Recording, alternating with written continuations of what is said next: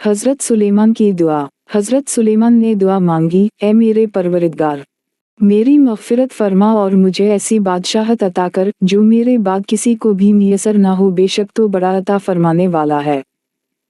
हज़रत सुलेमान की ये दुआ अल्लाह के दन के गलबे ही के लिए थी, चुनूंचा अल्लाह ताला ने दुआ कबूल फरमाई और उन्हें अजीम अलशान हुकूमत अता फरमाई। आप हफ़त अक़लीम के बादशाह थे। दुनिया की हर शय आपकी मुती और फर्माबरदार थी।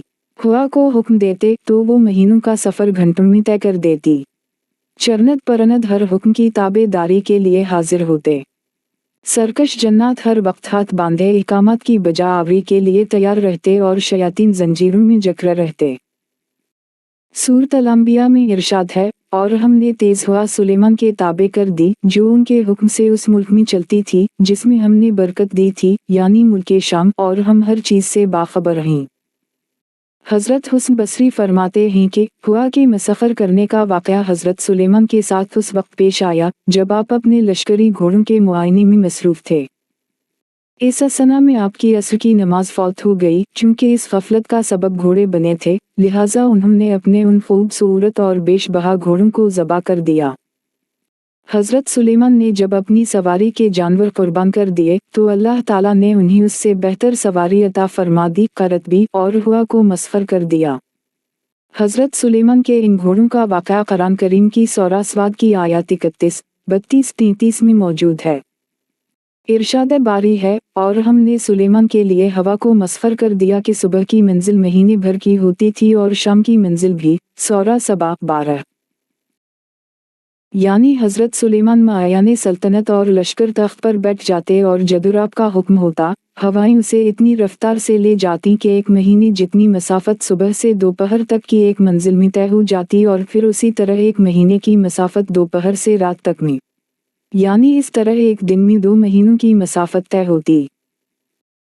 अबी हातिम ने हज़रत सईद बिन जबीर से नकल किया है कि तख्ता सुलेमानी पर 6 लाख कुर्सियां रखी जाती थीं, जिन पर हज़रत सुलेमान अलैहिस्सलाम के साथ अहल ईमान इंसान और उनके पीछे अहल ईमान जन्नत बैठते।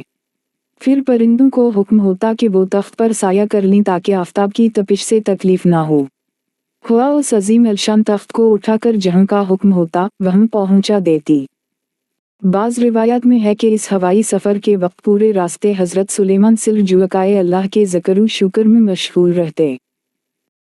अल्लाह ताला ने जन्नत और शयातीन को भी हज़रत सुलेमान का ताबे और फर्माबरदार बना दिया था, जो नौकरों चाकरों की तरह आपका हर हुक्म बजा लाते। वो आपके लिए समंदर की तह से कीमती मोती, हीरे जवाहरात निकाल लाते। हज़रत सुलेमान को बड़ी और खूबसूरत इमारतें बनाने का शौक था, चुनूंचा वो आपके हुक्म पर शानदार इमारतें बनाते। अगर उनमें से कोई सरकशी करता तो हज़रत सुलेमान उसे सज़ा देते और जंजीरों में जकड़ देते। कुरान करीम में इरशाद है, हमने बहुत से शयातीन भी उनके ताबे किए थे जो उनके फरमान से गोते लगाते थे, और इसके सिवा भी बहुत से काम करते थे और उनके निगहबान हम ही थे। इन जिनों में भी 2 तरह के जन्नात थे। एक तो अहल ईमान थे जो अपने नबी का हर हुक्म मजहबी फरीज़ा समझकर पूरा करते, लेकिन जो जिन काफिर थे उन्हें शयातीन कहा गया। वो अपने कुफर और सरकशी के बावजूद हज़रत सुलेमान के ताबे फरमान तो रहते, लेकिन उनसे नुकसान का भी अंदेशा था, इसलिए अल्लाह ताला ने उनकी हिफाजत फरमाई। सूरह सबा में इरशाद है, जो कोई उनमें से हमारे हुक्म से फिरेगा उसको हम आग का मज़ा चखाएंगे। आयत 12।